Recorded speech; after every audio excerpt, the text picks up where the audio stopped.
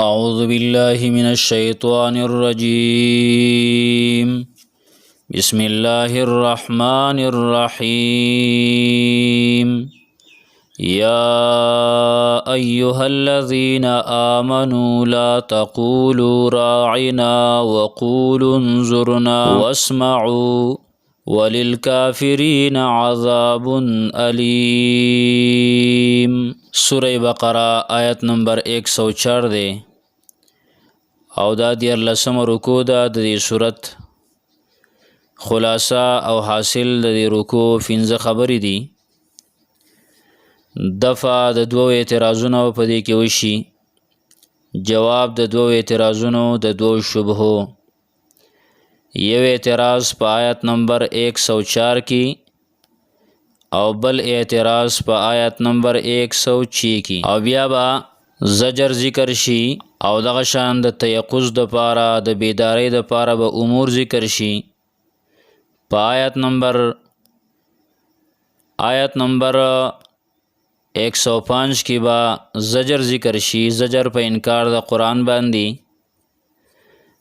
او په آیت نمبر 108 109 کې په دې کې به تیقظ او بیداری ذکر شي، مسلمانانو ته به وایي یخ شئ. او بیا په آیت نمبر 110 کې امور مصلحه لتثبت، هغه امور مصلحه د پاره د مضبوطیا. او بیا به په آیت نمبر 111 کې بیا زجر ذکر شي، او بلا من اسلم 112 نمبر آیات کې به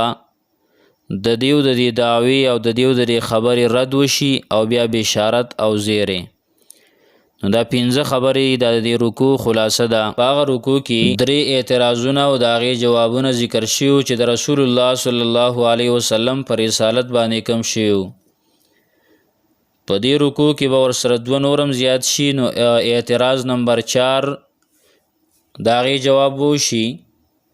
او دا شان اعتراض نمبر 5 د هغې جواب وشي. څلورم نمبر اعتراض چې د رسول الله صلی الله علیه وسلم پر رسالت باندې شوی، دا په دې 104 نمبر آیت کې، دا په آیت نمبر 104 کې الله رب العالمین بیان کړی دی. اعتراض او شبهه دا وه چې پیغمبره ته مونږ د صحیح الفاظو او اورادو نه منع کې، مونږ ته اجازه شوې ده او ته وایې چې هغه مه وایې. ته څنګه پیغمبرې؟ صحیح الفاظ دي او صحیح مطلب یې دی، دغه الفاظو نه ته مونږ منع کې. دې الفاظو کې څه ګناه خو نشته. نو الله رب العالمین د هغې جواب کوي په دې آیات کې چې هغه الفاظ چې پای کې د شرک او د بیادبۍ وهمي، نو هغه مه وایئ، هغه پرېږدئ. یعنې د الفاظ شرکیو نه ځان وساتئ. چې کم کې د شرک وهم دی او کم کې د بیادبۍ خبره ده، نو هغه مه وایئ. ځکه وجه دا وه چې دا راعینا داسې لفظ و مشترک چې د دې ښې معنی هم وي او د دې خرابې معنی هم وي. نو مسلمانانو خو به چې دا راعینا وایه، مطلب به دا و چې زمونږ لحاظ وکا، راعینا زمونږ لحاظ وکا.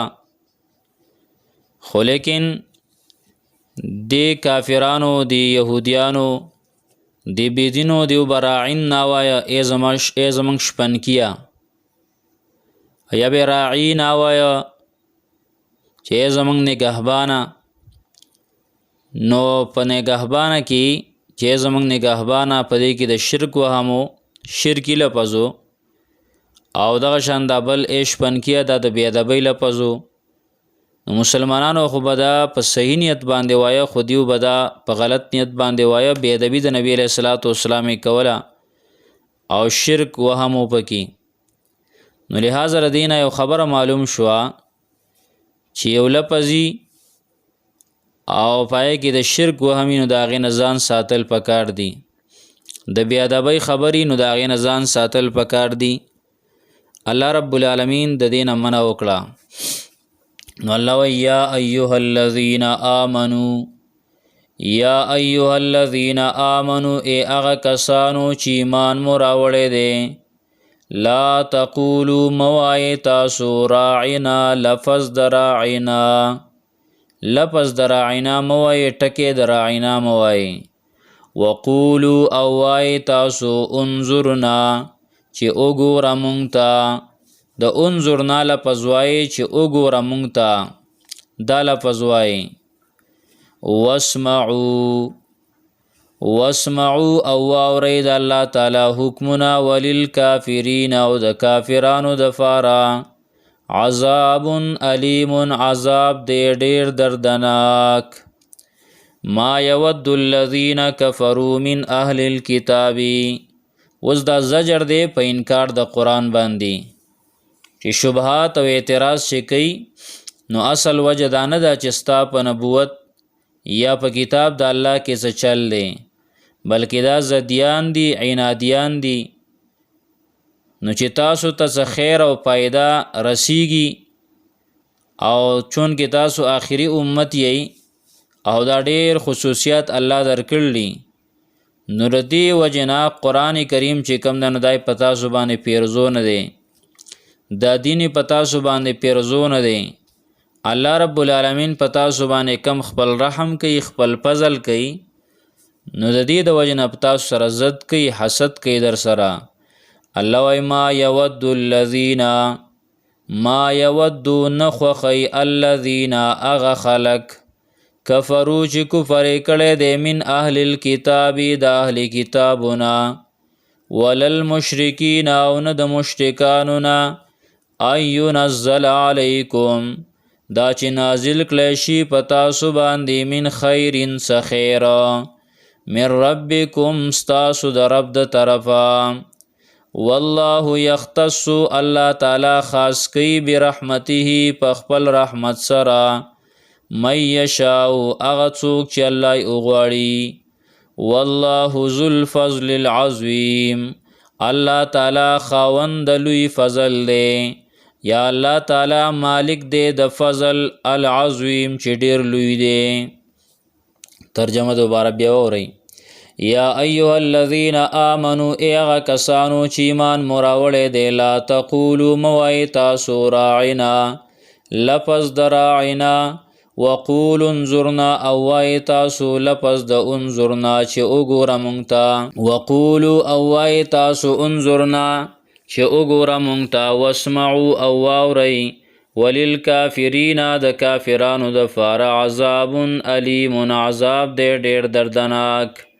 ما یود الذین نخوخی هغه خلق کفرو چې کفر یې کړی دی من اهل الکتاب د اهل کتابونه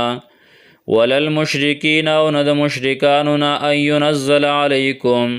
دا چې نازل کړی شي په تاسو باندې من خیرن څه خیر